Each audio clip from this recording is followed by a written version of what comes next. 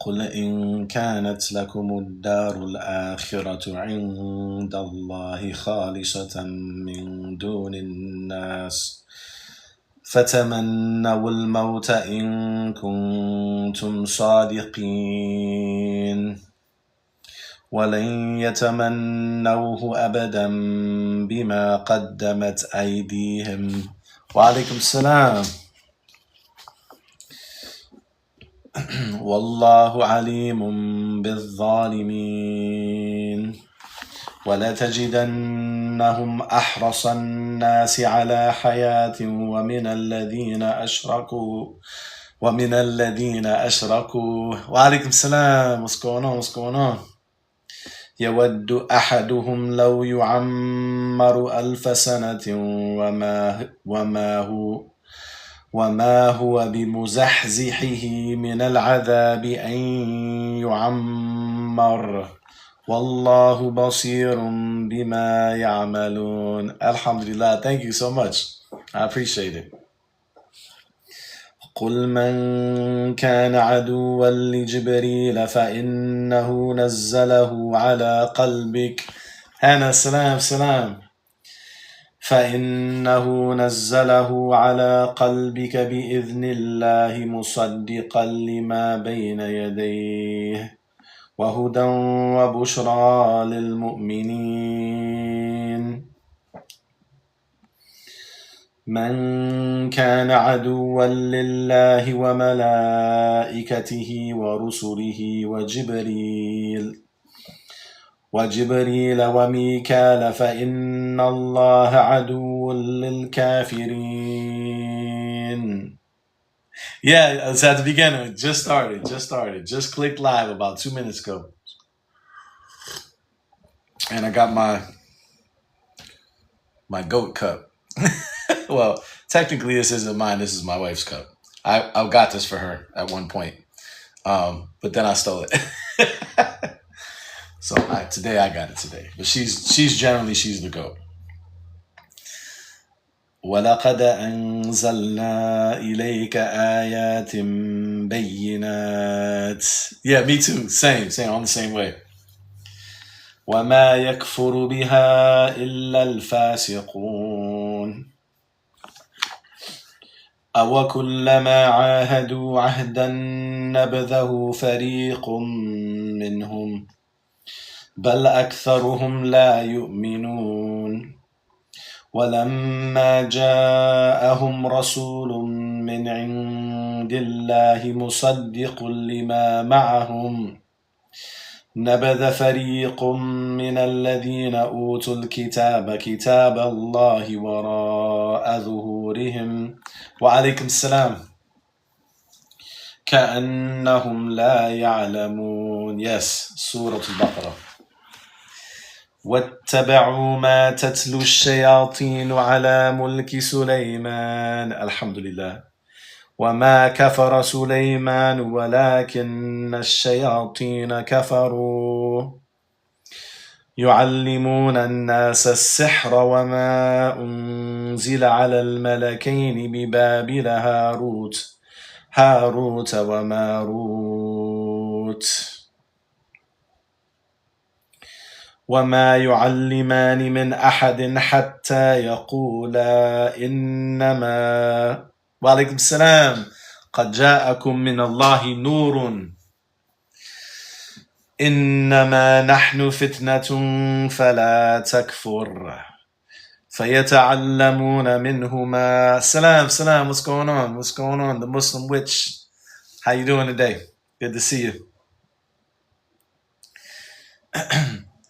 Sorry, I messed up.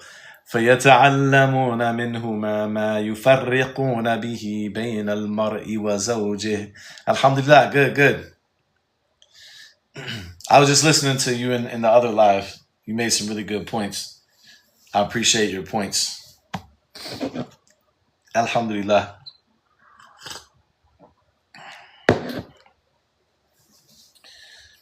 وما هم بضارين به من أحد إلا بإذن الله ويتعلمون ما يضرهم ولا ينفعهم ولقد علموا لمن اشتراه ما له في الآخرة من خلاق ولبئس ما شروا به أنفسهم لو كانوا يعلمون. Inshallah, I keep it going. Oh, you like the shirt?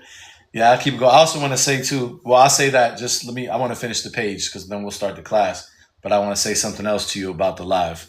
Wa alaikum salam wa rahmatullahi wa barakatuh. The squeaker of the house has entered the building. Good to see you. Good to see you.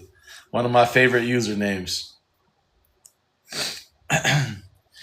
ولو أنهم آمنوا واتقوا لمثوبة من عند الله خير لو كانوا يعلمون يا أيها الذين آمنوا لا تقولوا راعنا وقولوا انظرنا واسمعوا وللكافرين عذاب أليم.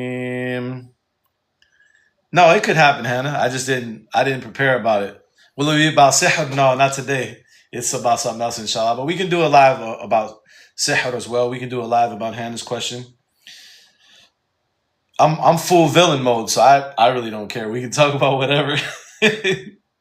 ما يود الذين كفروا من أهل الكتاب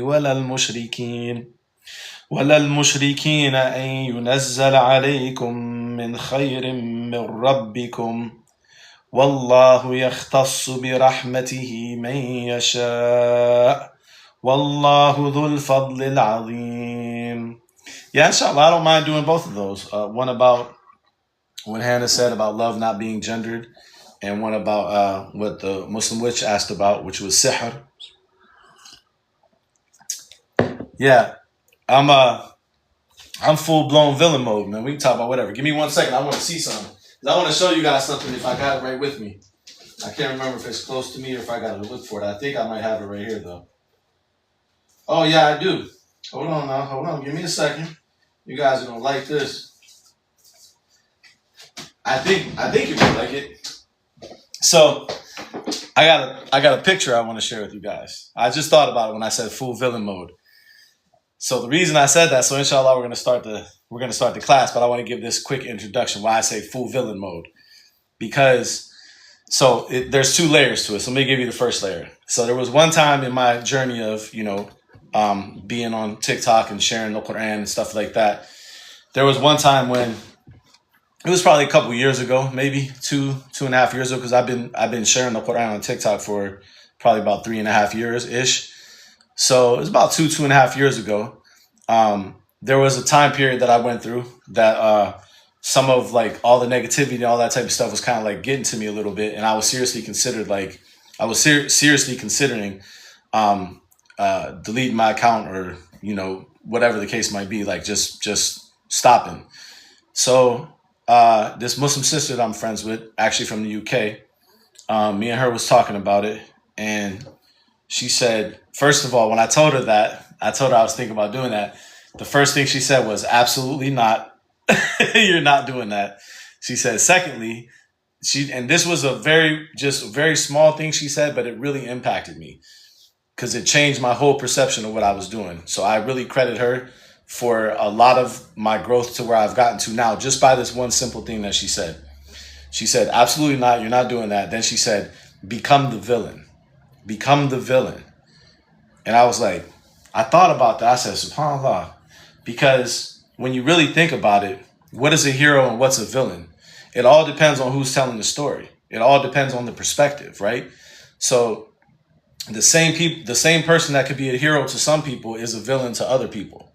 So I realized that I need to embrace being okay with being a villain, right? If it means that I'll be a hero to people who are either, vulnerable populations or people that don't have a voice, all these type of things. Yeah, exactly.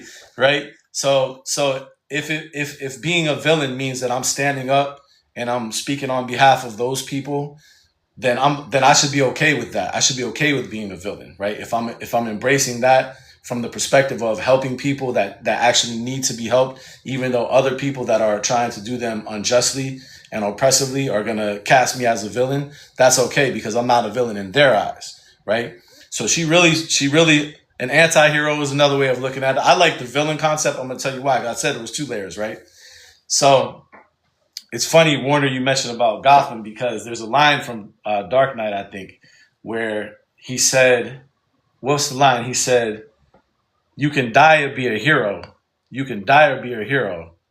Or you can live long enough to see yourself become the villain. You can die and be a hero, or you can live long enough to see yourself become a villain. And so that line is really profound to me because it really speaks to the fact that, like, you can only be a hero so long, right? Eventually, you're going to be cast as a villain if you live long enough. The only way that you're going to really be a hero is if you die, right? Then you become immortalized. But as long as you keep living and keep speaking and keep standing for things, you're going to be cast as a villain, especially if you're standing on business. So that really struck me because there was a time, I've talked about this before, where I was Salafi for quite some time, for somewhere around 20 years.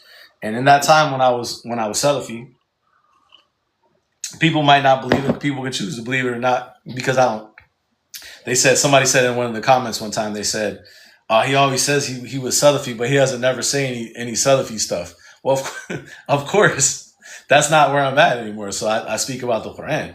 But there was a time, believe it or not, you can choose to believe it or not. There was a time when I was young, because I became Muslim at 17 and I'm 51 now. So, decent amount of time. There was a time when I was young that some of the people that I was around, they really saw a lot of potential in me in Salafiyya, like talking about, like, this is when Sheikh Al-Albani was alive and he was in Jordan and his students was there. My main teacher, at the time was, speaking to me about, like, the potential of, like, going over there at some point, like, studying with them. He really saw a lot of potential in me.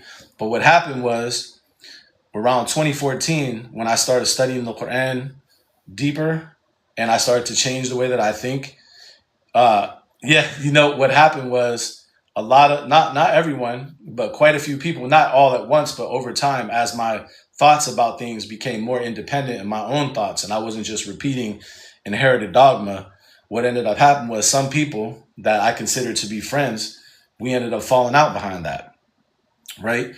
So it reminds me of that line where he says, you could die or be a hero or live long enough to see yourself become a villain. Because there was a time when the Salafi people would have loved me, right? Let me show you this picture. This is a picture with me and 2 of my Salafi friends at the time. This was probably, let me see if I can flip this around. Man, I know there's a way I did it before, but I don't really, oh, here we go. That, I'm sure you guys can see who I am. Over there on the left, over here. That's me. See? That's old Ben right there in the Salafi days with that big old beard. That's my friend Jeremiah, and that's my friend Sammy. That was our Salafi days. So yeah, just a little personal note there. I thought I'd share with y'all. Yeah, that was my Salafi days when I had the big beard, all that stuff. But my point being is, in those times, in the Salafi circles, yeah, I to some people, I would have, been considered like a hero. You could die or be a hero, Rabbi Ben, Walaikum salam, or live long enough to see yourself become the villain. So I have done that. I have lived long enough to see myself become a villain. So I just said all that to say, like, yeah, it's whatever. At this point, like, we can talk about whatever. I'm already the villain. It doesn't matter. That's why I sometimes, like, I don't over-explain certain stuff. Sometimes I do. How do you look younger now? You know what's crazy?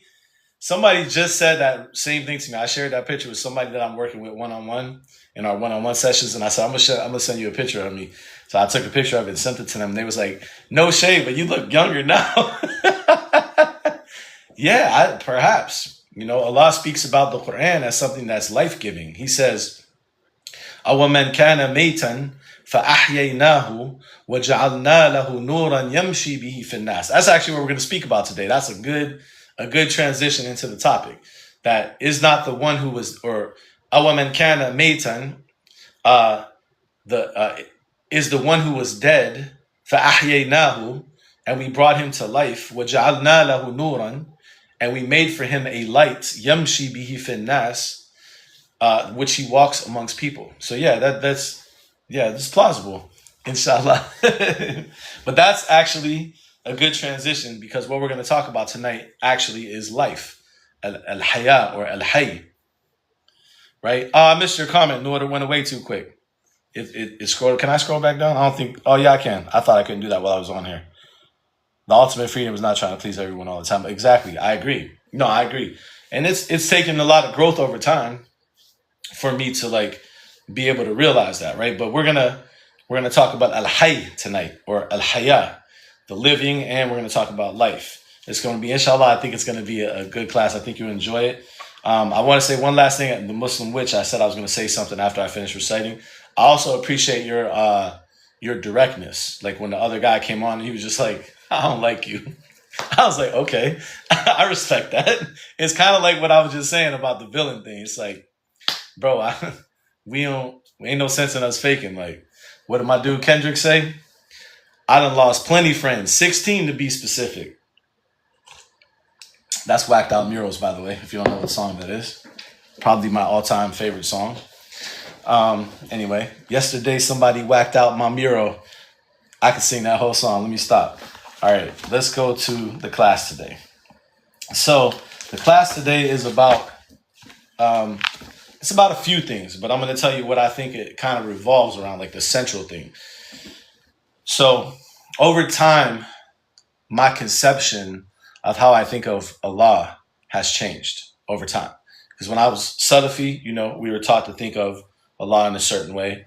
And then when I started studying in 2014, when I started focusing on the Qur'an, over time, I started developing a different understanding of who Allah is. And I've struggled with how to describe that. And that's normal. I think that's natural, because one of the things that I learned from Ibn Arabi. So Ibn Arabi was kind of influential in how I think about Allah. He said something to me, or I don't know if these are his exact words, but this is his perspective, and it made a lot of sense to me, that like the essential thing, whatever it is behind all of this, right? And the reason I say it like that is because from his perspective, like whatever you call that thing that's behind all of this, whether you call it God, whether you call it Allah, some people call it Jehovah, whatever you call it, all these are just names in our human language that Allah communicates with us, right? Allah gives us these names for us to like grasp something about him. But that doesn't necessarily, according to this perspective, express like the essential like nature of whatever this thing is behind all of this. It's like so far beyond our capacity that we can't truly name it. Anything we name it or describe it is not truly it, because that's just something in human language. And he called this, even though this is a name too, but so again, this doesn't truly describe it, but it helps to see what he was getting at. He called this al-haqq al-mutlaq. He called this the absolute reality, al-haqq. So al-haqq doesn't just mean truth in a limited sense. It could reference like reality, because Allah says, ذَلِكَ بِأَنَّ اللَّهَ هُوَ الْحَقِّ.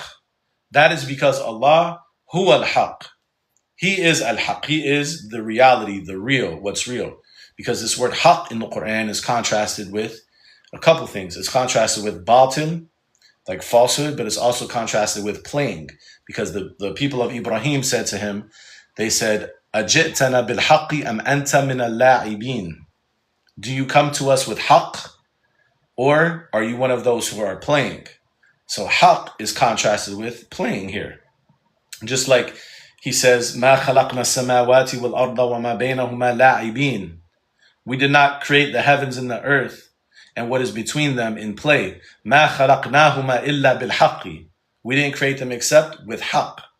So meaning with reality, with truth, with principles, with laws, right?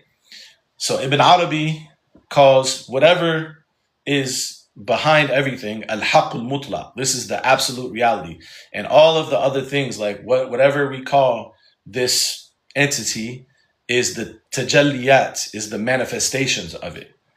Which is not far off from if you study if you study Taoism, if you look in like the Tao Te Ching and stuff and how it describes like the Tao, it's kind of reminds me of that a lot. And this, personally, this perspective makes a lot of sense to me. Not everyone might agree with that. Not everyone has to accept that, and that's fine. La ikraha fi din. There's no compulsion in religion. However, one of the things that I struggled to do over time, and that's leading into this class today, because I think I found something, at least for me, that's very beautiful in the Qur'an. Over time, I kind of struggled with how to describe this. Like I had this feeling from these things that I read from like Ibn Arabi and other things in the Qur'an, like when haythu, what's the ayah? وَلِلَّهِ الْمَشْرِقُ وَالْمَغْرِبُ فَأَيْنَمَا تُوَلُّوا فَثَمَّ وَجْهُ اللَّهِ. Wherever you turn, there is the wajh of Allah, right? So, these different verses and stuff, like combined with what Ibn Arabi said, I was developing like this conception of like how I see Allah, but struggling to find like a good way to explain it, like when I'm talking to people. So sometimes I might refer to it as like the intelligence that's behind everything, like this intelligence that permeates everything, or this energy that permeates everything, like different ways I would think to describe it. And I know like none of those ways like truly conveys like the meaning of what I'm trying to say. But then I realized something about the Qur'an, perhaps, and I always say perhaps. If you don't normally come to my live, you know that I always say, or you don't know, but if you do come, you know I always say perhaps, because at the end of the day, only Allah knows truthfully the meaning of His words. We're just reflecting. أَفَلَا يَتَدَبَّرُونَ الْقُرْآنَ. Do they not contemplate the Qur'an? So what I realized, subhanAllah, is that I think Allah actually gave a way to describe what I'm talking about. And it's way more beautiful than any of what I just said, right? But it captures the same kind of meaning, but more so, right? So let's look at that, inshallah. That's what we're going to talk about today. That perhaps the Qur'an does tell us something about the nature of Allah. Something.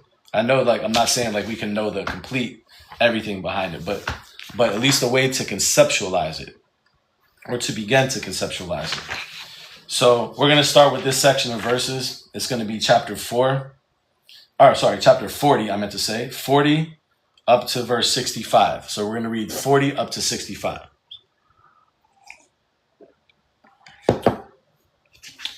So, sorry, I realized I didn't give the beginning. I said up to 65, like it's the whole surah. Chapter 40, verse 61 to 65. I don't think I said that. I apologize. So 40 verses 61 to 65. Sorry, I was already thinking ahead of the next point, and I think I forgot to say the verse. So he says here, okay, in verse 61, he says, Allahu alladhi ja'ala lakumul layla litaskunu fihi. Allah is the one who. Okay, so he's defining Allah. Allah is the one who. Ja'ala lakumul layl. He made for you the night. Litaskunu fihi.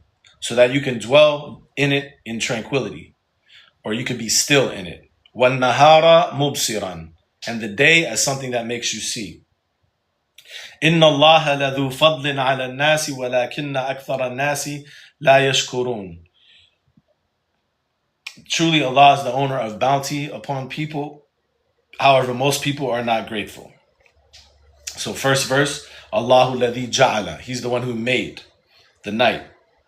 Okay, ذَلِكُمُ اللَّهُ رَبُّكُمْ خَالِقُ كُلِّ شَيْءٍ لَا إِلَهَ إِلَّا هُ فَأَنَّا تُؤْفَكُونَ. That is Allah, your Lord, the creator of everything. There is no God except He. فَأَنَّا تُؤْفَكُونَ. So how are you deceived? كَذَلِكَ يُؤْفَكُ الَّذِينَ. Like, look, he's defining Allah. Right? كَذَلِكَ يُؤْفَكُ الَّذِينَ كَانُوا بِآيَاتِ اللَّهِ يَجْحَدُونَ. Likewise were those deceived who used to deny the signs of Allah. Allahu alladhi ja'ala lakumul ard. Allah is the one who made for you the earth. Allah is the one who. Allahu alladhi. Allah is the one who made for you the earth, qararan, as a place of stability, was-sama'a bina'an, and the sky as a structure, was-sawwarakum fa-ahsana suwarakum, and He fashioned you and He made your shapes beautiful. وَرَزَقَكُم مِّنَ الطَّيِّبَاتِ, and He provided for you of الطَّيِّبَاتِ, of the good, pure things. ذَلِكُمُ اللَّهُ رَبُّكُمْ. That is Allah your Lord. فَتَبَارَكَ اللَّهُ رَبُّ الْعَالَمِينَ. So blessed be Allah, the Lord of everything that exists. Verse 65. هُوَ الْحَيِّ لَا إِلَهَ إِلَّا هُوَ فَدَعُوهُ مُخْلِصِينَ لَهُ الدِّينَ الْحَمْدُ لِلَّهِ رَبِّ الْعَالَمِينَ. So he concludes these verses where he said, Allah is the one who, that is Allah your Lord, Allah is the one who, right? He concludes that section with Huwa al-Hayy. He is the living, the ever living. Okay? So, and then he says right after that, Huwa al-Hayy, he is the living, La ilaha illahu. There's no God except he. Fada'uhu, so call him. Mukhlisina lahu deen, making the deen pure for him. Alhamdulillahi Rabbil Alameen. And we know from our study of Alhamdulillah that the phrase Alhamdulillah very often comes at the end. Wa akhiru da'wahum and Alhamdulillahi Rabbil Alameen. The end of their call is Alhamdulillahi Rabbil Alameen. So perhaps like that signals an ending of like this part of the discussion. Huwa al-Hayy.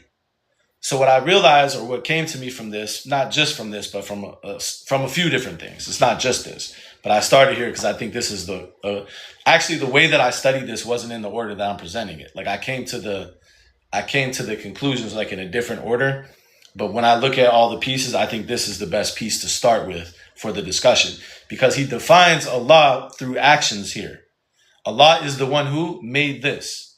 Allah is the one who made this. And did this with the sky and shaped you and did this and provided for you. And then he said, Huwa al-Hayy. He is the living, but he didn't define al-Hayy by an action. Not here, right? Not saying that that couldn't possibly be, right? But not in this context. So perhaps what he's showing us here is Allah is one of his names, but al-Hayy is his nature.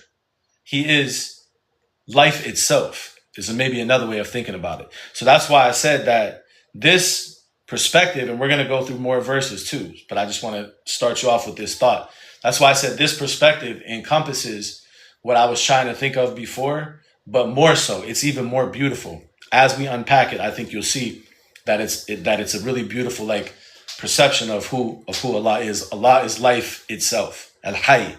He is the thing which all other life comes from. Right, which is basically what I was trying to say, but it's way more beautiful. Huwa al-Hayy, la ilaha illahu. There is no life but him. There's nothing else to devote yourself to but him, because he is life, right? He is life, and you are a manifestation of that life, and all living beings are manifestations of that life. At least that's my take. But let's look at some other stuff. Let's look at 2558. 2558 is interesting too. 2558, he says, let me just pause real quick, about feeling lonely. If you want to email me, inshallah, we can maybe talk about it. I don't know if this is the right context to talk about it or to, discuss like some solutions or whatever, but my email is in my bio. If you want to email me, inshallah, we can talk. But 2558. But be careful, like don't email me if you don't want to be friends, because I tend to be friends with people really easily. No, I'm just joking. I'm just kidding. But yeah, you're free to email me, inshallah. So 2558, he says, this is a beautiful verse. He says, وَتَوَكَّلْ عَلَى الْحَيِّ الَّذِي لَا يَمُوتُ وَسَبِّحْ بِحَمْدِهِ. He says, and place your trust on the living one, the ever-living one, الَّذِي لَا يَمُوتُ, who is not presently dying and will never die. The reason I translate it like that is because yamut is a present tense verb, meaning it's happening in the present, but also sometimes the present tense verb could be used for the future. So la yamut could mean like he will never die, but la yamut, if you think of death in a more expansive way, if you think of it in terms of like entropy, like entropy in physics and like just the overall like things wearing down, things needing to be replaced, your cells like, continuously being replaced. La yamut, He is the perfection of life that is not currently dying in any way. SubhanAllah, that's another way to think about it. وَسَبِّحْ بِحَمْدِهِ. And glorify his praises. Whose praises? Al-Hayy alladhi la yamut. The living one who never dies, is not dying, will never die. وَكَفَى بِهِ بِذُنُوبِ عِبَادِهِ خَبِيرًا. And sufficient is he as a khabir, as a knower, or being well informed of the dhunub of his servants, of the dhunub of his servants. What is the dhunub? They say the sins of his servants, right? But what's the difference between a dhanb and itham? A dhanb, a itham, sayyi'ah. There's different words that's translated in the Qur'an we could translate potentially as sin, right? The word itham, sometimes they translate it as sin. The word dhanb, they translate it as sin. So obviously these are different words, right? So dhanb, I think, and I think this is something I want to study further, but it's just something I was reflecting on because there's so much in the Qur'an to study. Sometimes just in reading or just thinking about it, I might have a thought about some verses, but I need to follow it up to verify it more. So tentatively, what I think may be some of the differences here is when you look at the word them, in Arabic at least, where they say it comes from, is dhanab. It means like a tail, like how an animal has a tail. So perhaps them is like the consequences of something that you still carry with you, like it's following behind you. And see, Musa, who uses this word? Musa. Musa says, وَلَهُمْ عَلَيَّ ذَنْبٌ فَأَخَافُ أَنْ يَقْتُلُونَ. He says, they have a dhanb against me, and I fear that they would kill me. What was his dhanb? He killed someone, right? He took. See, we're talking about place your trust on the living who never dies, and he said he's sufficient as dhunub, as a knower of the dhunub, which is the plural of the word dhanb, right? And Musa using this same word in reference to killing someone, a dhanb, like a crime, right? وَلَهُمْ عَلَيَّ ذَنْبٌ. They have a crime against me. So perhaps, and he said, فَأَخَافُ, I fear. And when you look at other parts of his story, like when the person came and told him in Surah Al-Qasas that they were plotting against him, right? And he left to go to Madian, it says, فَخَرَجَ مِنْهَا, he left from it, خَائِفًا يَتَرَقَّبْ. Kha'if, fearing, thank you, fearing, yataraqab, looking around, like paranoid. So perhaps dhanb is something that leaves a trace, right? That really like hits your emotions. Like, you know how you do something and like you feel shame, or it makes you feel anxiety, or you feel fear, or you start feeling like, all these different weird things that we might feel when we do different things. Perhaps that's what a dhanb is. It's something that you're still carrying the consequences with you. But I need to study more to verify like if that holds up in the other verses. But just a thought. Nothing wrong with, I always say we're just reflecting. We're sharing ideas. So I like to share things like that because even if it's something that I personally haven't had the time to fully follow up on, because to fully follow up on that, you need to like go and look at all the verses in the Quran that have the word them in it, and like see if that interpretation holds up, where if the context of some verses suggests something else. So it takes a little bit of work to like fully verify stuff like that. So I like to still share that, even though I'm not 100% sure, because that might spark someone else to like say, oh, I'm gonna go look that up, see what the verses say, right? So I think it's still good like to share, even if our reflections aren't fully matured yet. I think that it's still good to share them because they can inspire other people to like continue whatever we're researching. And oftentimes I find for myself, and this is why I do it, because I find for myself that a lot of times I just need a little bit of a key, like a little bit of a seed of a thought to help me understand something in the Quran. Like I just need the idea. And then when I hear the idea, like sometimes I'll be listening to a lecture and a person will give me an idea. And I try to listen to the rest of the lecture, but now in my mind, I'm thinking of this verse and that verse. So I stop and I'm like, all right, I got to write this stuff down, like, because it'll open up a whole new perspective, right? So I think it's good to share reflections, even if they're not fully mature. So he says, وَتَوَكَّلْ عَلَى الْحَيِّ الَّذِي لَا يَمُوتُ وَسَبِّحْ بِحَمْدِهِ وَكَفَى بِهِ بِذُنُوبِ عِبَادِهِ خَبِيرًا. Like he is sufficient to know about the dhunub that you carry. He is sufficient to know that, right? To know about those things that you carry that you still feel some stress about or you still feel some shame about. SubhanAllah, what a beautiful verse. And that we're supposed to place our trust ala al-Hayy, the living one.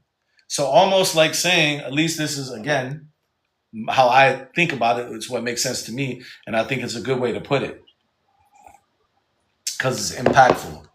Is perhaps what he's saying is almost like saying, place your trust in life itself.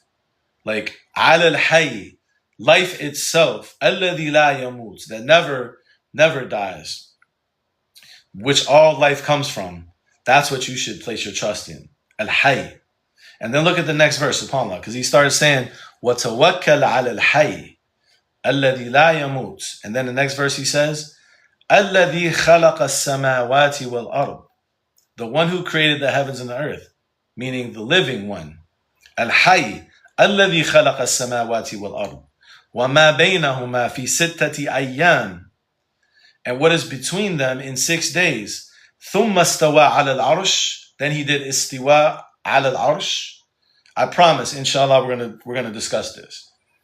Not today, but we are, because every time we come to one of these verses, I don't like to translate it because I don't like the normal explanations. So I want to have a class where we study this, but they always translate this as he rose over the throne or he is, all that stuff. ثُمَّ اسْتَوَى عَلَى الْعَرْشِ. Then look what he said. Ar-Rahman. Ar-Rahman. Listen, look at the progression. It's almost like it starts with life, and then through the creation of the heavens and the earth, when he manifests in a certain way in this creation, this material existence, that's when this part of him that is Ar-Rahman manifests. See, like Ibn Arabi said, these different names are tajalliyat, they're manifestations of a certain aspect of, I will say now, Al-Hayy, life itself. Ar-Rahman is a manifestation of life itself, right? So he starts off with وَتَوَكَّلْ عَلَى الْحَيِّ, place your trust on the living, life itself, الَّذِي لَا يَمُوتُ, the one that never dies. And then the next verse, الَّذِي خَلَقَ السَّمَاوَاتِ, look at the progression, the one who created the heavens and earth and what is between them in 6 days. Then istawa ala al-arsh, Ar-Rahman. He just said, Ar-Rahman. Like this is who this person is. Ar-Rahman. Like, yes, Ar-Rahman is, you can think of it as like the one who created the heavens and the earth is Ar-Rahman. But the progression is interesting, right?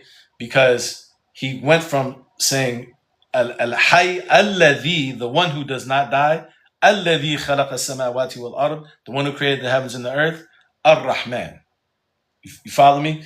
So it's a really interesting selection or set of verses here that shows how we go from life to the creation of the heavens and the earth to Ar-Rahman. Okay, another set of verses I want to share in this topic. These ones don't have and then, there's a few more specifically with the word Al-Hayy, but I also want to show you how this word connects to the words Wahi and Ruh. Okay. The next set of verses I want to share is these ones don't have the word Hayy in it, but I want to connect these ideas with these verses because I think there's something interesting that is often overlooked. This is a surah that a lot of us probably already know, which is Surah Al-Ikhlas, the surah of purity, Surah Al-Ikhlas, right? قُلْ هُوَ اللَّهُ أَحَدٌ قُلْ هُوَ اللَّهُ أَحَدٌ Allahu as-Samad. Now, what I think gets overlooked a lot of times is this first verse, قُلْ هُوَ اللَّهُ. Like when we translate that, what do we normally say? Say He is Allah. We could say, sometimes they might translate it as say He is Allah one. I think it's starting to get a little dark now. It was late outside. Hold on. Let's look at a couple translations here. I'm just curious how they translate this. Qul huwallahu ahad. Because I think there's a very, very important point here that gets overlooked. So this is Surah 112. So in the Noble Qur'an, they say, He is Allah, and they do something really interesting. Very interesting. They say, He is Allah, the one. But the is in parentheses. They put the in parentheses. Why did they put it in parentheses? Okay. Then they said Allah, as-Samed. Allah, they translate it as the self-sufficient master whom all creatures need. He neither eats nor drinks. That's some of the explanation of that. There's different explanations of what Samed means. We're going to talk about that in a second. I'll give you one possible perspective. Okay, but this is interesting. He is Allah, the one, they say, but they put the in parentheses. Okay, what about this one? What about this translation?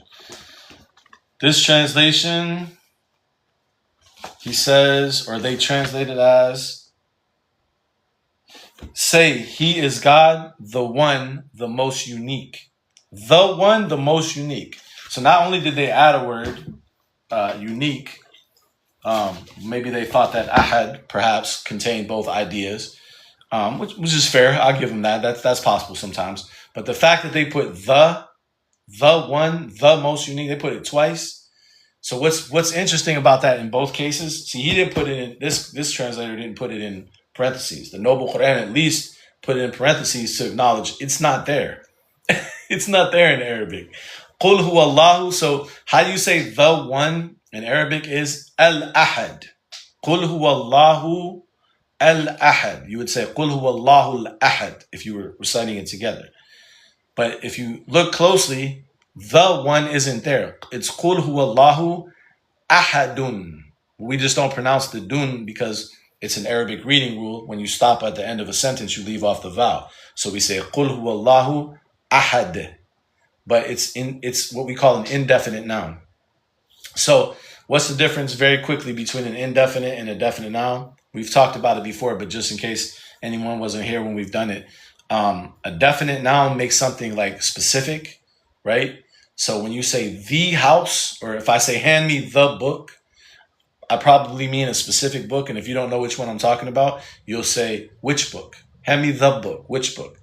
But if I say hand me a book, that's indefinite. That means it's not specific.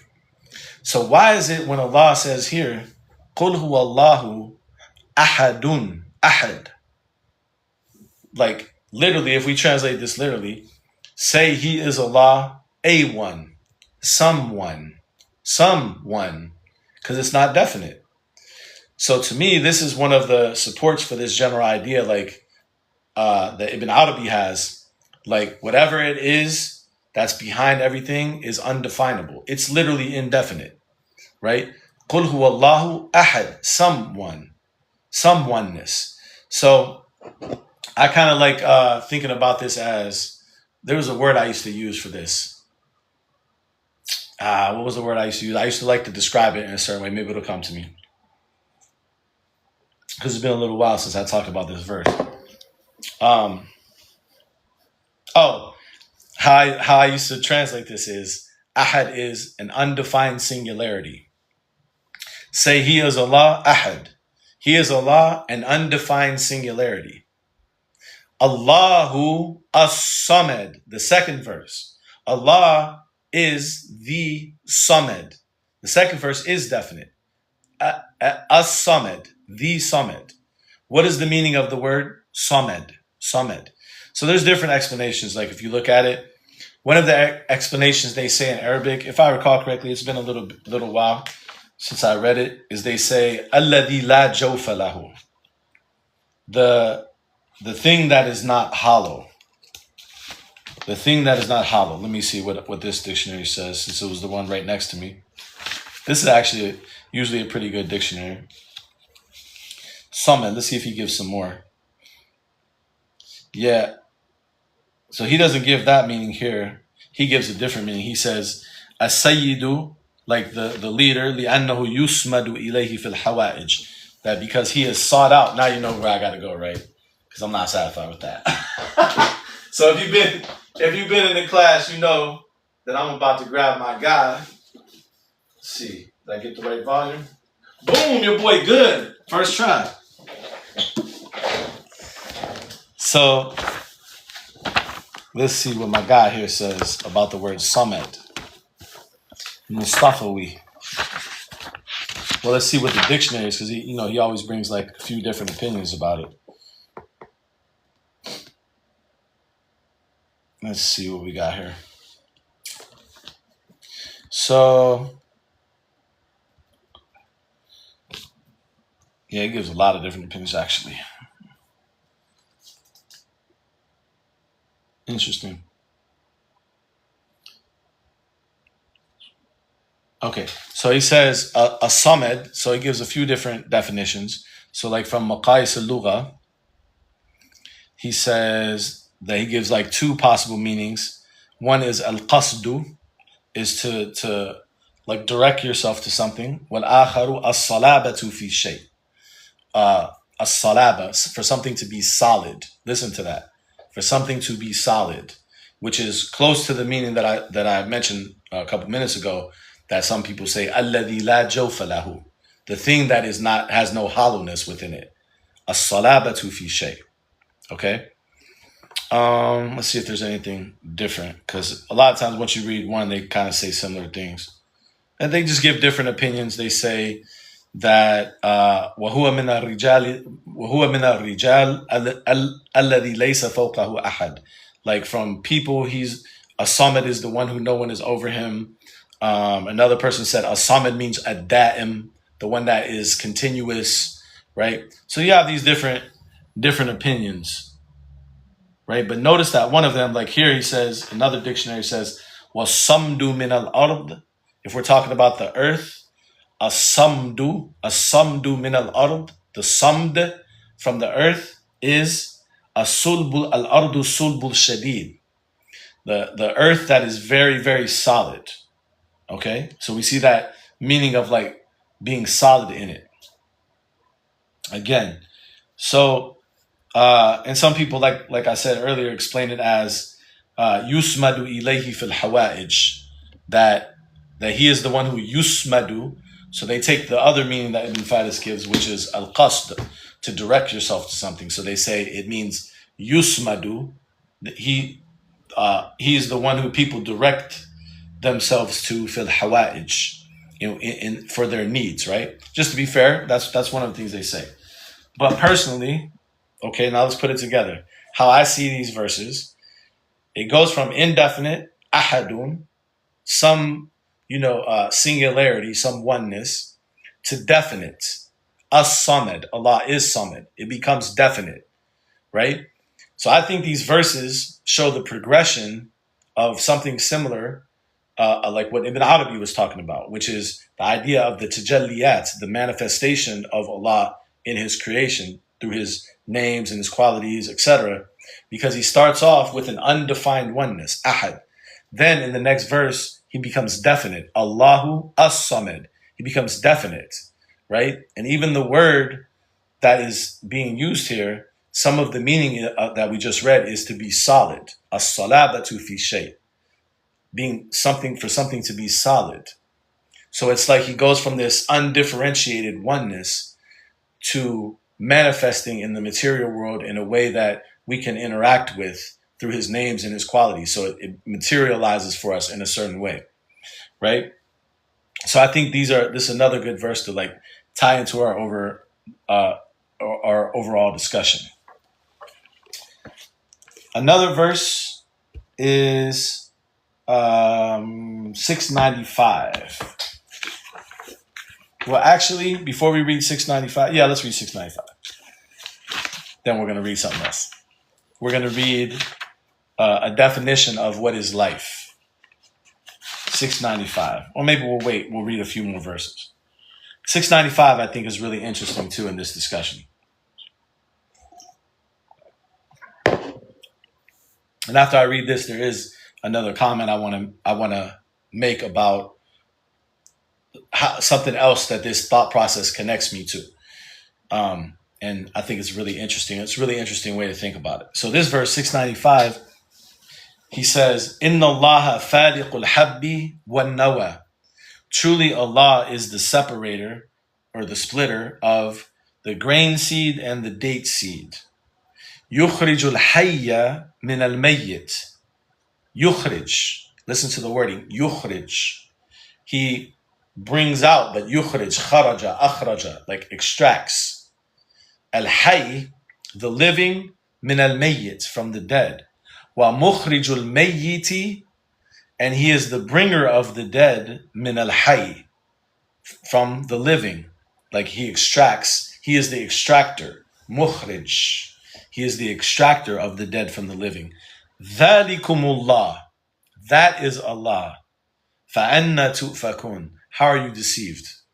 That's Allah, the one who brings the life, the living from the dead, and the dead from the living. ذَلِكُمُ اللَّهِ فَأَنَّا تُؤْفَكُونَ, how are you deceived? But one of the things that's really interesting about this verse that I really love is, why does he put these two concepts together? He's the splitter of al-habbi wa nawa, different types of seeds. He splits them. So, splits them because that life emerges from them, right? But still, we get that point. But why does he connect that with yukhri? Like, I want you to see the wording of the verse again. Notice that if you read this verse really carefully, notice there's no wa between it. There's no word and. So he doesn't say, truly Allah is the splitter of the grain seed and the date seed, and he brings the living from the dead, and he brings the dead from the living. He continues without a break, right? He says, Inna Allah faliqul habbi wan nawa, although in the Mus'haf there's a little stop mark. If I remember correctly, the meaning of that stop mark. It's been a long time since I really paid too close attention to the waqf in the Qur'an, unless I'm just reciting. So I believe that stop mark means al-waslu awla, that continuing is better. So even though there's a little stop mark, because it's an abbreviation of a sad and a lam, al-waslu awla, as far as I remember. But he says, Inna Allah faliqul habbi wan nawa yukhrijul hayya min al-mayyit. You hear the thunder in my dog's probably scared. Come on. I already knew he was going to be scared. Come on. Oh, it's okay. Come here. It's okay. Come here. It's okay.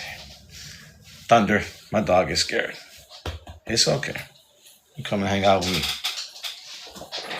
So look at how he like the verse goes together. Inna Allah faliqul habbi wan nawa yukhrijul hayya min al-mayyit. Right? Truly Allah splits the two types of seeds. Yukhrijul hayya. It's like he's explaining what he does with the seeds. That he brings the living from the dead. And then he says, Dhalikumullah. That is Allah. Now what's the significance of that? Because you might say, oh, of course, the seed splitting is giving life. But I think there's something deeper. I think there's some, come on. It's okay. Don't dig the floor. Come here. Come here. I think there's something deeper going on here. I think perhaps he's telling us something deeper about life itself and about existence itself. Because when you really think about it, right, is the seed, what does it mean for the seed to be dead? What does it mean for the seed to be dead? Because the seed has the components of life. It has the components that enables it to create life if it's given the right conditions, correct? So you look at a seed and it looks inanimate, it looks dead, but it contains life in a way if it's given the right conditions. And he says, yukhrij, he extracts it. He extracts the living from the dead. Like as if the concept of life, Al-Hayy, like as if he's telling us the concept of Al-Hayy, the living, is in the seed already. He extracts it. You see my point? Hold on. It's making me do the little puzzle thing. He said he extracts it. Oh, bro, they gonna make me do 2 today? Jeez. 3? They really making sure I ain't no robot today. They don't believe me, huh? So he extracts the living from the dead. He extracts. So he didn't say that he brings the seed to life, right? He didn't say Inna Allah yuhyi al-habba wan nawa. He didn't say Allah brings the seed to life. He said he splits it. And then he said yukhrijul hayy. He extracts life. As if he's telling us, even in things that you think look to you inanimate and dead, there's life inside of them, and I can extract them, right? Dhalikumullah. This is life. This is life, right?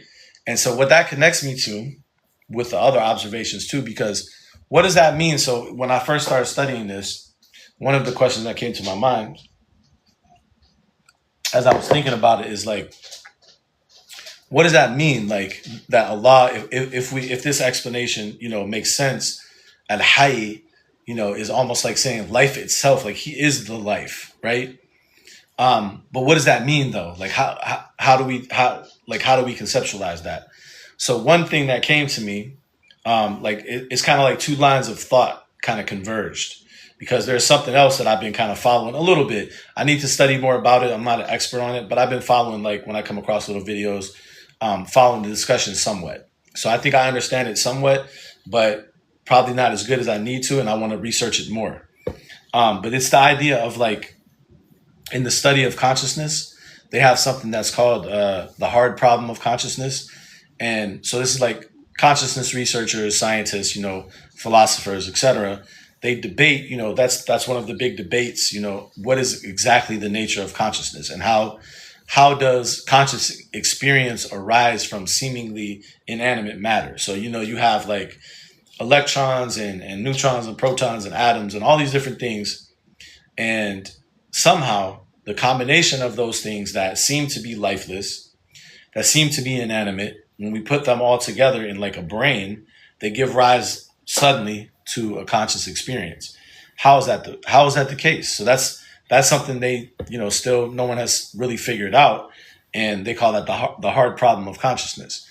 But some other researchers, philosophers, etc., have actually posed the solution. They've said that perhaps we're thinking about it wrong. We're assuming that matter is inanimate and that inanimate matter gave rise to consciousness, but perhaps it's the other way around.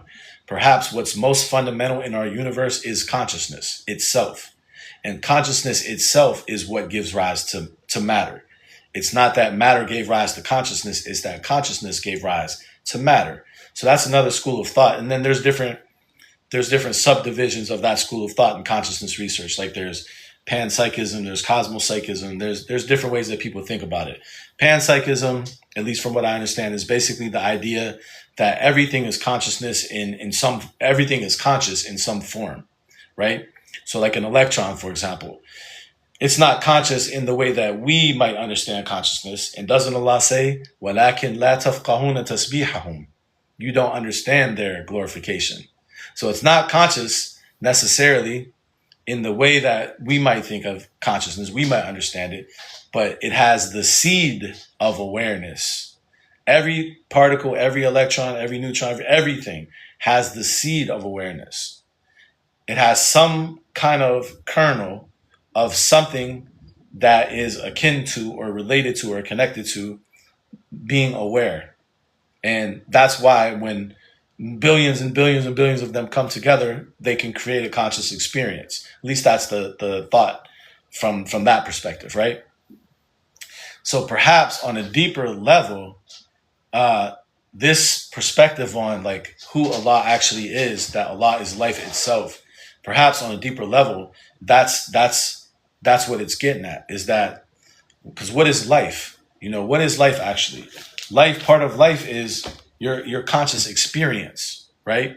And then how I came to this thought process at all in the very beginning, before I even looked at any of the verses, this is what made me start researching this.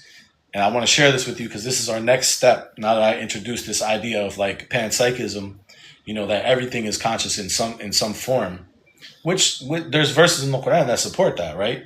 Because he talks about everything in the heavens, whoever's in the heavens and the earth making tasbih. He talks about all kind of things making sujood. He talks about actually speaking to the heavens and the earth. وَقَالَ لَهَا وَلِلْأَرْضِ ائْتِيَا تَوْعًا أَوْ كَرْهًا. He spoke to the heaven and the earth and said, come willingly or unwillingly. قَالَتَا أَتَيْنَا طَاعِئِينَ. They said, we come willingly. What's the other verse? إِنَّ عَرَضْنَا الْأَمَانَةَ عَلَى السَّمَاوَاتِ وَالْأَرْضِ فَأَبَيْنَ أَن يَحْمِلْنَهَا وَأَشْفَقْنَ مِنْهَا. We presented the amana, the trust, upon the heavens and the earth, and they refused to carry it, and they were fearful of it, right? So when you read these ayat, like he speaks about the universe as like it's alive, actually, right? So subhanAllah, right? Like it's participating in life. But how I even started thinking about this is really interesting. And this just goes to show you something that we talk about all the time, is that there is no right place to start when you study the Qur'an. Just start. If you have an insight or you have a curiosity, follow it. If there's something in the Qur'an that makes you curious, don't worry about people say you should study this, people say you should study that. If you find yourself curious about anything in the Qur'an, follow that thread. And I promise you, inshallah, number one, you're going to stay motivated because you're following your own natural curiosity. You're following what you're interested in instead of what someone else tells you should be studying. And number two, it's probably going to lead you into a place where you're going to have some deep insight into the Qur'an, right? So how I came to even studying this topic is one of the characteristics of the Arabic letters, and we've talked about this before, is, well, I'll say Arabic words, is that whenever you have Arabic words that have similar letters, generally, especially with the words of the Qur'an, generally they tend to have like some relationship between them. Even if they're not all the same letters. If they have similar letters, generally they tend to have a relationship. One of the best examples, I've given this example before, is the word fasl and wasl. Fasala, wasala. Wasala means to join or connect. Fasala means to separate. And the only thing different is the first letter. Fasala, separate. Wasala, connect. Right? And this is a general characteristic of Arabic words, especially words of the Qur'an. So whenever you notice this, whenever you notice words in the Qur'an have similar letters, pay attention because there might be a clue. There might be a clue to unlock something there. So what I started thinking about was the word Hayy, which has ha and ya, and if you count the fact that it's doubled, it has two yas, ha, ya, and ya, Hayy, and then, or H, Y, and Y, if we're talking about English letters. And then I noticed that the word ruh has ra, the spirit, has ra, waw, and ha, right? So it shares with Hayy in having the ha, but it has a wa and a ra. And then the word wahi, which is often translated as revelation, has the wa and the ha, and then ya.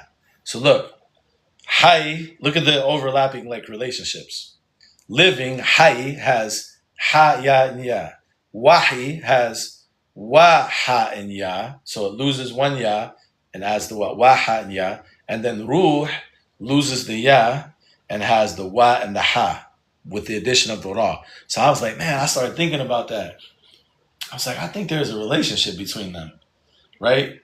And one of the first verses that comes to my mind to show that there is a relationship is in chapter 42. So in chapter 42, he says at the end of the chapter, and this is going to be in verse 52, so 42:52, he says, وَكَذَلِكَ أَوْحَيْنَا إِلَيْكَ رُوحًا مِّنْ أَمْرِنَا.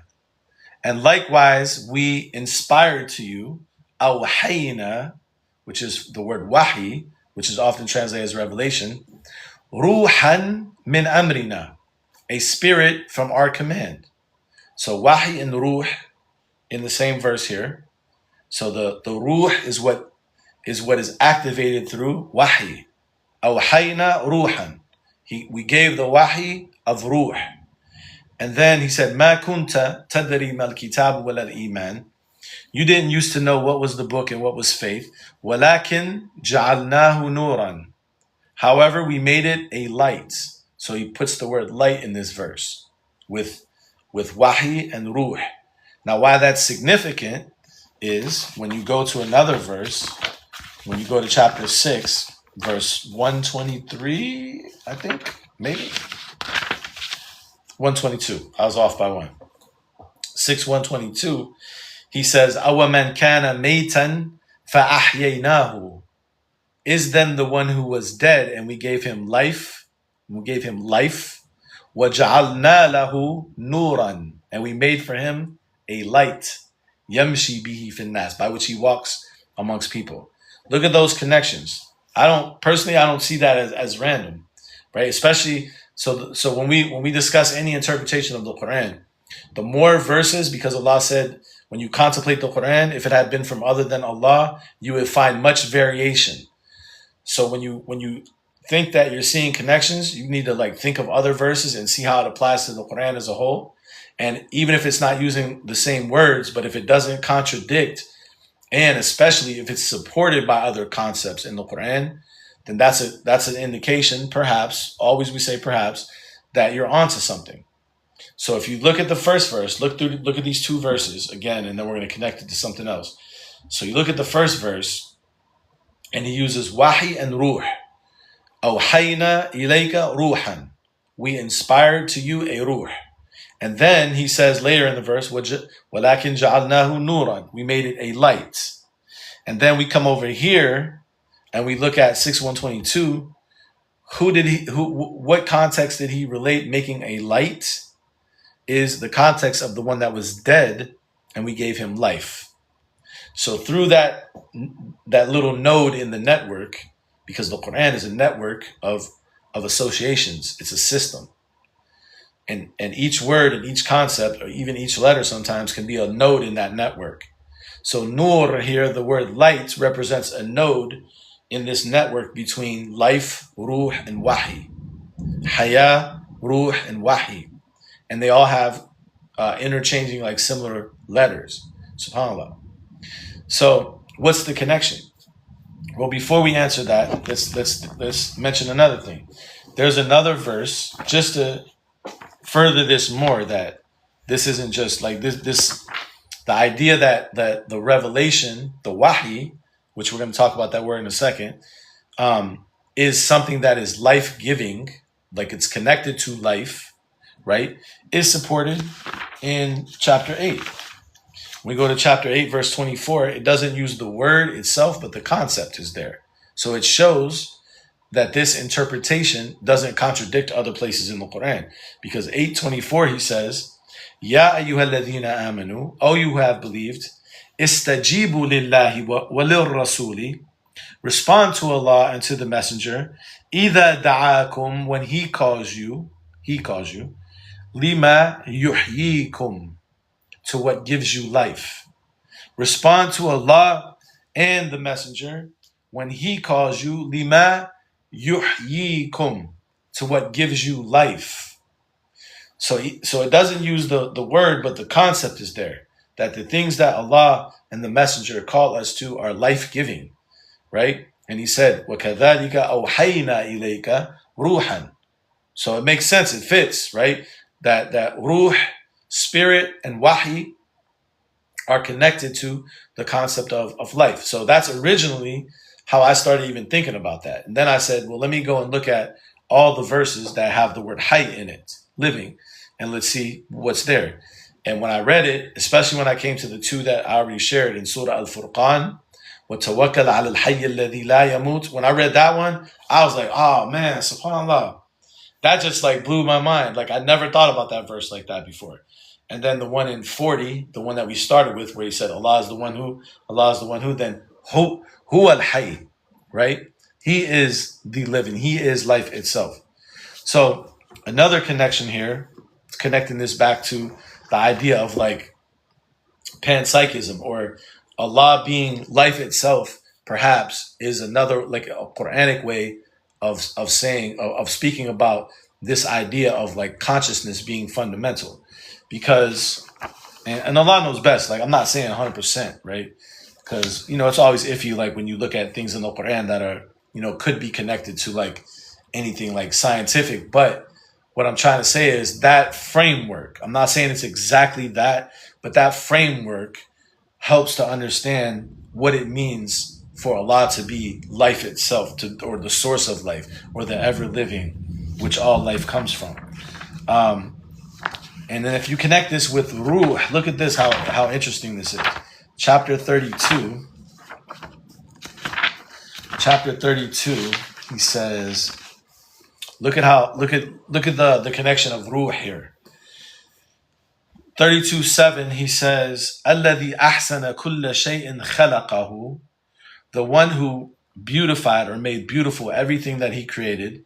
وبدأ خلق الإنسان من طين, and he began the creation of the human being from clay. ثم جعل نسله من سلالة من ماء مهين, then he made his progeny, his offspring, from an extract of despised fluid.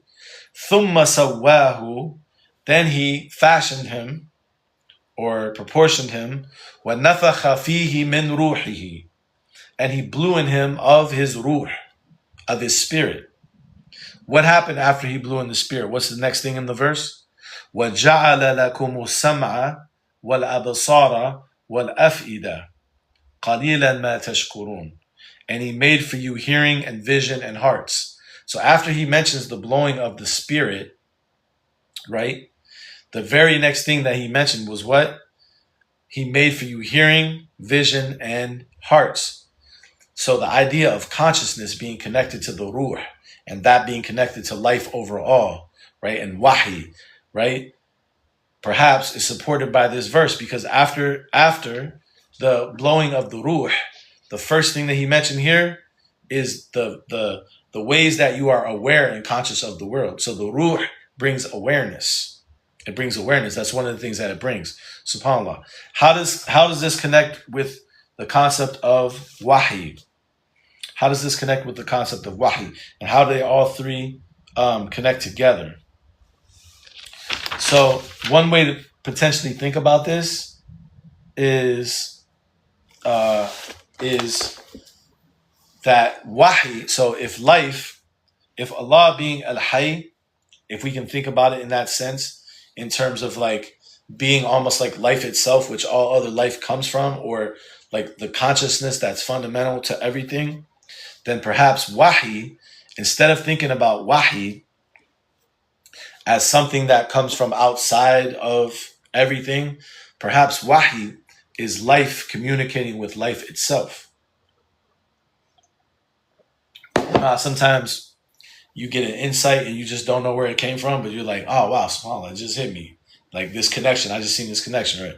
Perhaps, because don't be afraid to think that people can get wahi that aren't considered like messengers or prophets, because we have the mother of Musa in the Qur'an, right? The mother of Musa. إِذْ أَوْحَيْنَا إِلَى أُمِّكَ مَا يُوحَى. Is that the ayah? Something like that. When we gave wahi to your mother, what we gave wahi to. And that's not even to say that maybe she couldn't have been a prophet or messenger. That's something we have to study.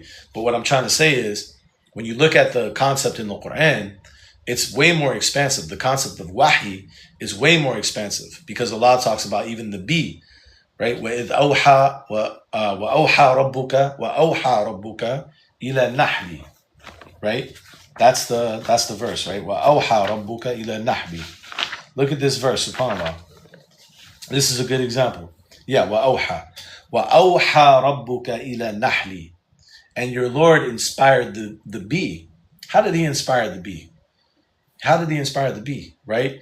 Perhaps just through the life of the bee, through the nature of the life of the bee. Like certain things are communicated within that life, from life itself, because the bee is part of life, is part of nature. And then what did he inspire? أَنِ اتَّخِذِي مِنَ الْجِبَالِ بُيُوتًا وَمِنَ الشَّجَرِ وَمِمَّا يَعْرِشُونَ. That you should take from the mountains homes, and from trees, and from what they erect or what they build, right?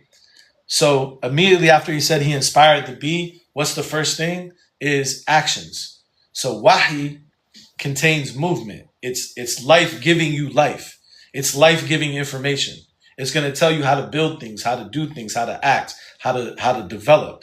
And then he says to the bee, ثُمَّ كُلِي. Look, he's talking to the bee, by the way. We're talking about everything being conscious, right? And we can think about this as like being metaphorical or being symbolic. The Qur'an always has many layers. But what I'm trying to say is the presentation that he's giving is like he's speaking to the bee.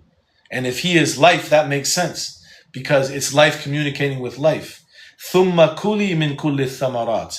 He says, then eat of all of the fruits. فَاسْلُكِي سُبُلَ رَبِّكِ ذُلُلًا.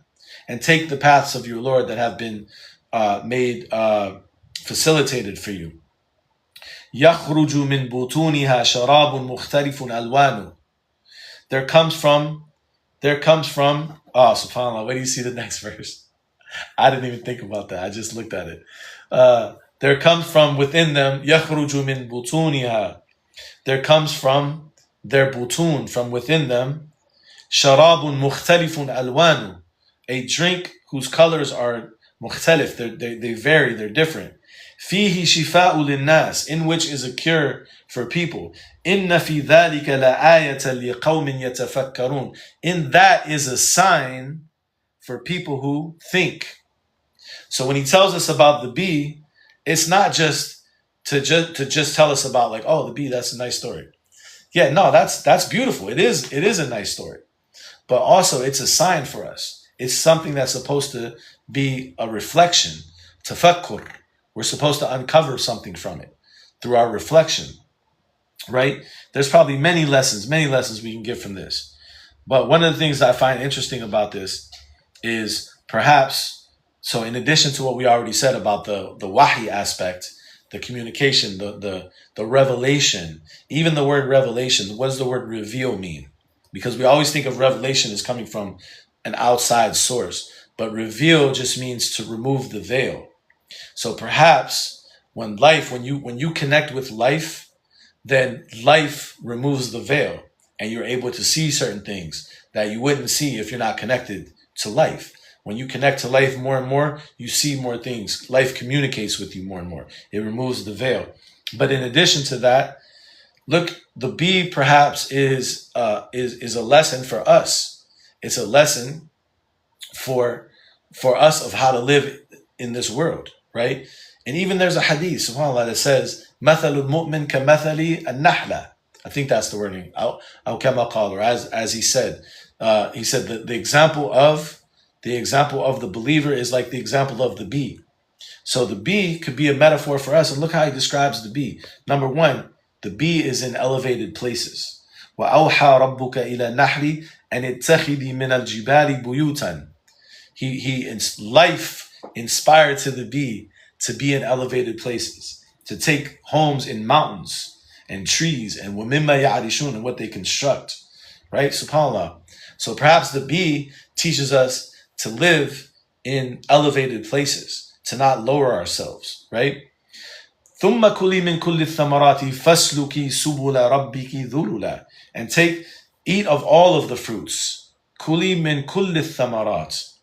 Eat of all of the fruits, right? So look, the bee goes to all of the different flowers, visits the different flowers and gets something from them. Thus we should be. وَكَذَلِكَ نَفْعَلُونَ. I stole that from the surah, was that Naml? Yeah, I think that was Naml, yeah. We were talking about yesterday or the day before, where she said, وَكَذَلِكَ يَفْعَلُونَ. Likewise they do. So, وَكَذَلِكَ نَفْعَلُونَ. Likewise we do. We take from this flower, and we put it together. Because see, the context, subhanAllah, like when you look at some of the verses before it, it's like bringing something out or transforming something, even sometimes between things that are filthy, like he says about An'am a few verses before, min bayni farthin wa damin, right? Labanan khalisan, that pure milk is brought forth, right? So we take from all of these different thamarat and we follow the paths of our Lord. And then he says, يَخْرُجُ مِن بُطُونِهَا شَرَابٌ مُخْتَلِفٌ أَلْوَانُ. There comes from within it a drink whose colors are different. The colors are different. The flavors are different. SubhanAllah. So it's like perhaps like on a spiritual level, a way to think about this, if we're thinking about like the bee as representative of like how we should be, right? Is that we need all kind of different flavors. That's why we take from all the flowers, because we need to put things together that are unique and are different, have a different flavor than what other people are offering. Everyone should be bringing forth different flavors. So that way we can all have different perspectives and different, because no one can encompass the truth by themselves. So by all of us taking from all the different flowers, يَخْرُجُ مِن بُطُونِنَا, then there comes from out of us, شَرَابٌ مُخْتَلِفٌ أَلْوَانُ, that there comes from out of us something that's sharab, something that could be absorbed. Because what is sharab? We know it means drink, but if you look at this word in another place in the Qur'an, Surah Al-Baqarah, he says, وَأُشْرِبُوا فِي قُلُوبِهِمُ الْعِجْلِ. They absorbed, they drank into their hearts the calf. وَأُشْرِبُوا فِي قُلُوبِهِمُ الْعِجْلَ بِكُفْرِهِمْ. They absorbed in themselves the calf by their kufr. So sharaba perhaps has some other like symbolic meanings too. So we bring out this drink that's mukhtalifun alwanu, fihi shifa'un linnas, in which is a cure for people. So the cure is found in that which has variety, not in that which is a monolith, right? The cure is found in what has variety to it, not something that is just the same thing, the cookie cutter. Everyone you meet, they talk the same, they sound the same. You know what I'm talking about. I ain't gotta tell you. If you don't know what I'm talking about, just look around. Every time they say something, it sounds exactly the same as everybody else, right? The same talking points, the same accent, the same Arabic accent, even though you were born in the UK and you're just you're not, or the US, and you're not Arab at all, or Pakistani at all, or any accent of that nature. But now you want to talk with the accent for whatever reason. I don't know why. They all sound the same. But he says the cure for people, right, is in variety. Sharabun mukhtalifun alwanu. Right? And not to say, of course, I want to make sure I say this, because I'm a silly guy, so I make jokes sometimes. Forgive me. But not that there's anything wrong with speaking Arabic with an Arabic accent. Because if you're speaking a language, you should respect the language. But what I'm saying is, you know what I'm talking about. You hear people that start to speak English that are like native-born English speakers, and now all of a sudden they sound like they don't know how to speak English. So and it becomes like this cookie cutter approach to Islam. And then he says, "Inna fi dhalika la'ayatan liqawmin yatafakkarun." In that is a sign for people who think. Now listen to this next verse, because we're talking about wahi having a connection with the beat, having a connection with life, right? SubhanAllah, look at the next verse. It's like almost like Allah put clues there for us to pay attention to. The very next verse, he says, "Wallahu," and Allah. So he's like connecting this to what all the things that went before it. So if we trace that back, because now I want to know where the wa starts at. So the wa starts from 64, right? وَمَا أَنزَلَ عَلَيْكَ الْكِتَابَ إِلَّا لِتُبَيِّنَ لَهُمْ الَّذِي اخْتَلَفُوا فِيهِ. And we haven't sent down upon you the book except that you should clarify for them what they differed about. وَهُدًا وَرَحْمَةً لِقَوْمٍ يُؤْمِنُونَ, and a guidance and a mercy for those who believed.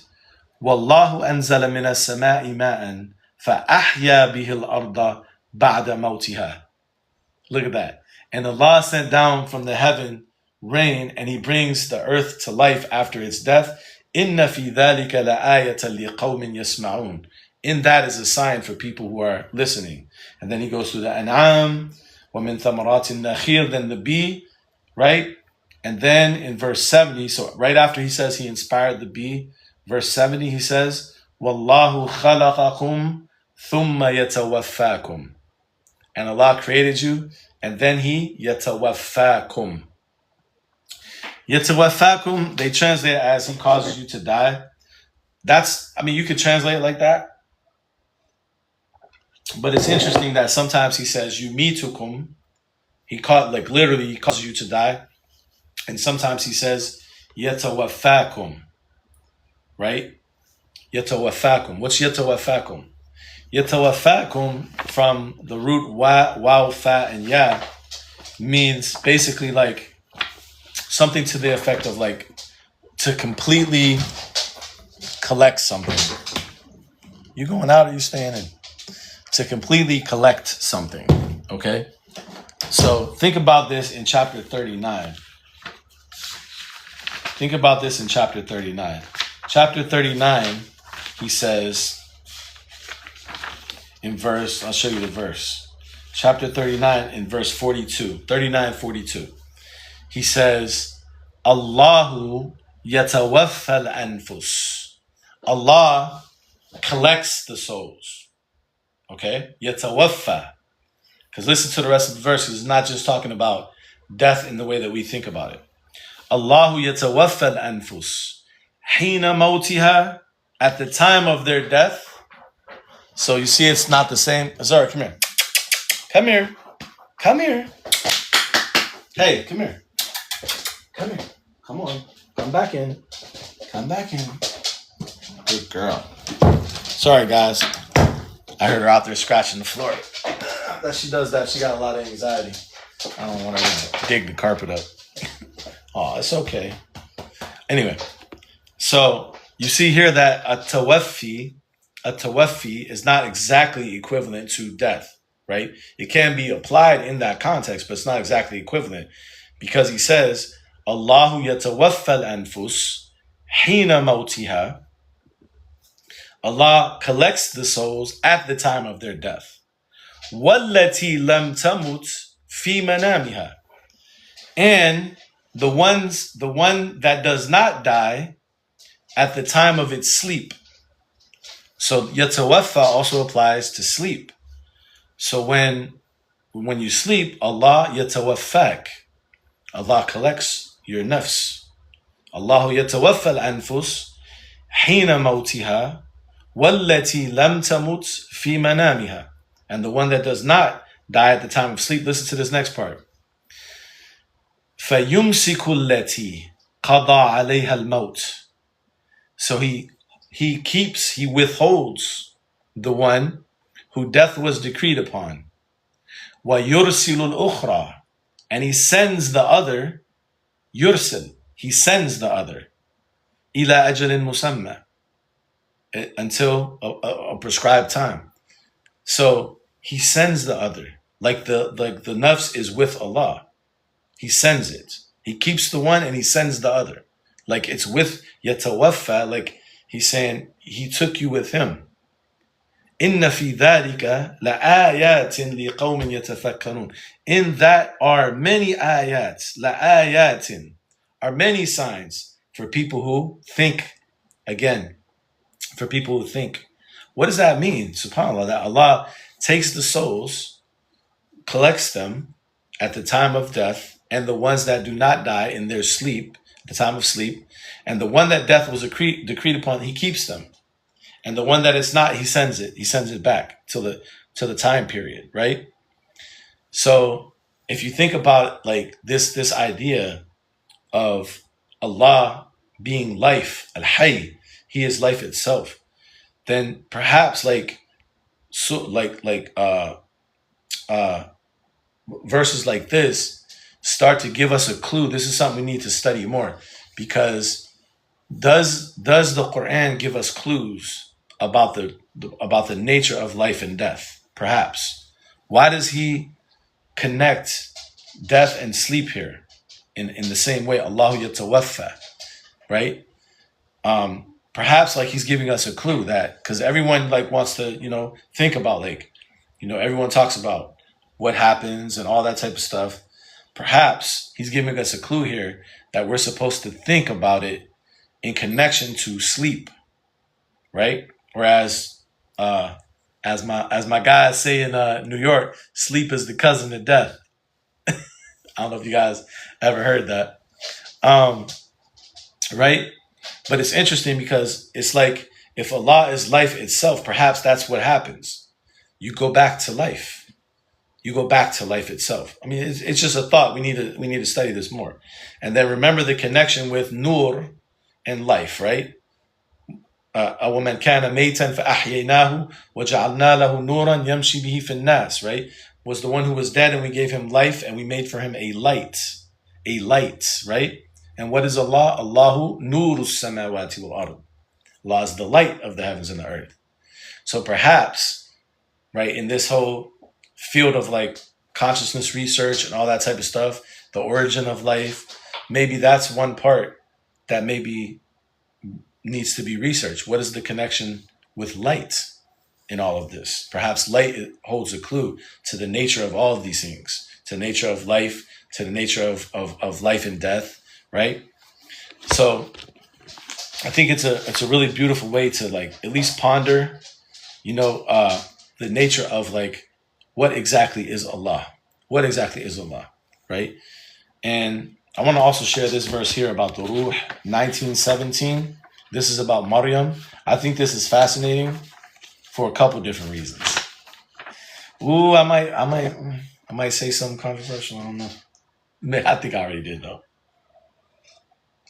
Anybody that's thinking in a traditional way is probably already takfired me like 3 times in his life. 19. What's the verse? 1919. Ooh. Is there something there? 1919. So 1919 is talking about the story of Maryam, and when Allah, because remember how did Isa get created? Nafakhna fihi min ruhina. He said we blew in her of our spirit, right? Oh yeah, it's up here actually, verse 17. Sorry, it's 17. So he says, فَاتَّخَذَتْ مِن دُونِهِمْ حِجَابًا فَأَرْسَلْنَا إِلَيْهَا رُوحَنَا. We sent to her, to Maryam, our ruh. فَتَمَثَّلَ لَهَا بَشَرًا سَوِيًّا. And he manifested, فَتَمَثَّلَ, like he took the form of بَشَرًا سَوِيًّا. You see how the ruh can manifest? He manifested as a bashar, as a human being, as a visible human being. So it's interesting that when you look at the story of Jesus and Maryam and how Jesus was created, like literally the ruh gave like literal life from that story.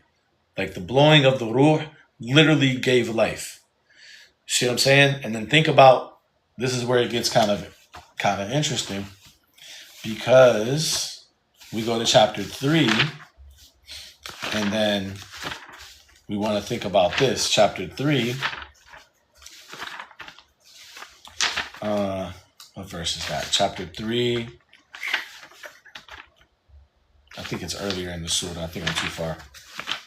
It's on the upper right, and then when you turn the page, it's on the lower left.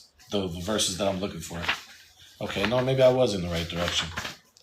I could just look it up, but I really believe I know where it's at. Is it chapter 3? Am I tripping? Maybe I'm tripping. Maybe this is one of them times, bro. Every now and then I do it, man. Every now and then. Yeah, I gotta be tripping, y'all. I could have swore it was chapter 3. Okay, they got me on that one. I'm usually pretty good at when I see it in my head on the page. Let's see what's going on here. We want to look at this verse about Jesus, because there's something interesting actually that occurred to me about the connection between these words and Jesus. Just something to think about. Again, a lot of the stuff that I'm talking about is just a presentation of certain ideas and reflections and connections. Just something to think about. It's not a finished product. It's something that definitely needs a lot more research, but I do think it's interesting. It was 3. See, I wasn't tripping. I just looked right past it. It's 3:55. How did I do that, bro? Hold on. I ain't feeling that. 3:55. Oh, because it wasn't right at the top. Okay, I was slightly off. Upper right, I thought it was up further, but it's down right here. And then lower left. Okay. Well, actually, upper right should be good enough. 3. By the way, if you've never been, you might be like, "What is he talking about?" Upper right should be good enough. That's just how I remember like where things are at a lot of times in the Qur'an. Like if I know the surah, a lot of times I can visualize in my mind like where it's at on the page, so it helps me find it. But here in 3:55, he says about Jesus, إِذْ قَالَ اللَّهُ يَا عِيسَى, when Allah said, "O Jesus, inni mutawaffika, I am going to mutawaffika, wa rafi'uka ilayh, and raise you to me." Mutawaffika. So how, there's debate about like what that means. Like Some people believe that it literally means mutawafika, like cause you to die, like literally. And other people, who have the belief that, they're still waiting on him to come back, and that stuff. They don't believe that it means that. But maybe now, if we think about like what we're talking about, just a thought. Maybe there's completely something different going on here. If we think about Allah being life itself, Al-Hayy, right? The source of all life. And he uses this word, at-tawaffi, in the context of death and sleep. And he speaks about it as if like he's taking you to him, right? Allah yatawaffa al-anfus. And then he speaks about, like he defines tawaffi later in the verse, right? Or this process.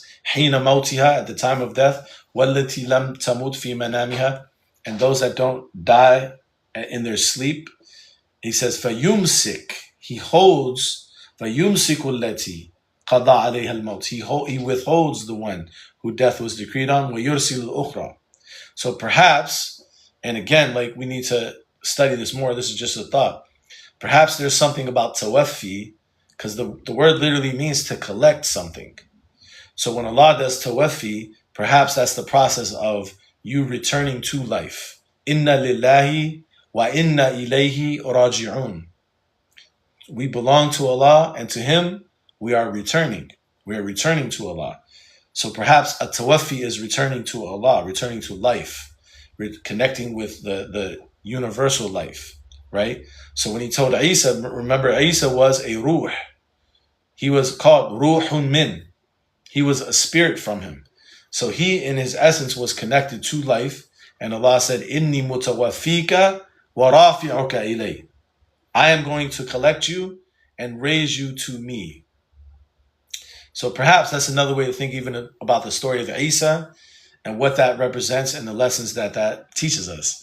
And I think that's where I'll stop for the day. Hopefully, inshallah, we got something out of that.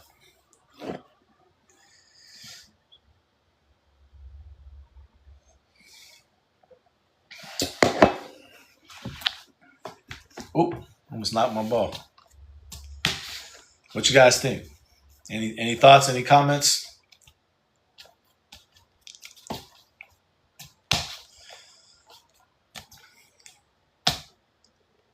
No comments, no thoughts? That's okay. Well, I love you guys though. I love you guys for being here. I love you guys for hanging out, listening to the talk today. Inshallah. Hope to see you guys tomorrow. Around the same time. I appreciate you guys. I always say how much I appreciate you guys, how much I love you guys. I was just I don't know why they weren't. Now I'm scrolling down. Now I see the comments. They weren't scrolling the comments up for me. They usually do. Sorry if I missed any of your guys' comments. I'm just seeing that. Let's see if I missed any. Sorry. Love you too. Yeah, may Allah forgive us all. Ruhullah yani Allah. Ooh, like that. Very different, yes. Alhamdulillah. For sure, Azizati. Man, why did they stop scrolling the comments for me? I'm glad I looked at it because I was like, why am I not seeing any? I usually see the comments as I'm talking. They're just static today. Alhamdulillah. Alhamdulillah ala ni'mat al-Qur'an. الدليل الكامل بفضل الله. نعم. Inshallah. Oh, I came across somebody that had him muted. I think I seen these ones. Okay, I think I'm caught up. I appreciate it. Thank you guys, man. Inshallah. See you guys tomorrow. Appreciate you guys. Appreciate you guys for hanging out. Love you guys. I say it all the time, but I think one of the biggest ways to learn is through teaching and sharing information. So, I look at this, I look at you guys being here as an opportunity for me too. Like you guys give me an opportunity to learn by expressing myself and, explaining different things that I'm studying. And in doing that, it helps me kind of lock it in and understand it better. Because I don't think like, if you can't explain something, I don't think like you fully understand it. So one of the test to see if you really understand it is like try to explain it and see if you can explain it.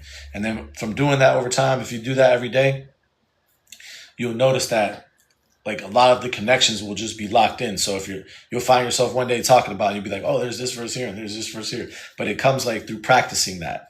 So you guys really give me an opportunity to do that, and I appreciate you guys. Hannah said, can we do a class on what is nafs versus ruh? Yes, inshallah. I will try it. Since we talked about ruh, I'll try to make that the next thing that I prepare.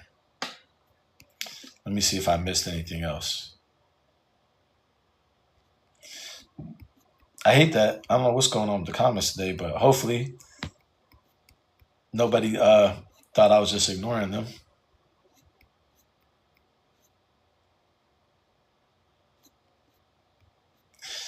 Now I'm curious. I'm going to have to go back and look at all the comments now because I feel like I missed a lot.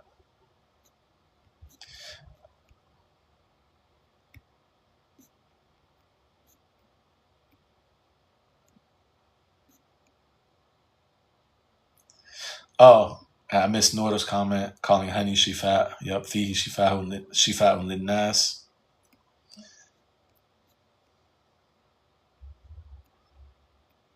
Oh man, sorry about that, guys. Man, what happened to the comments today, man? SubhanAllah. All right. I don't know why they stopped scrolling the comments up for me. I didn't see none of those. Unless I was just was I that locked in that I didn't see them? Am I tripping? I don't know. Who knows? I'll see you guys later, inshallah. Salamun alaikum. Who knows? I'll see you guys later, inshallah. Salamun alaikum.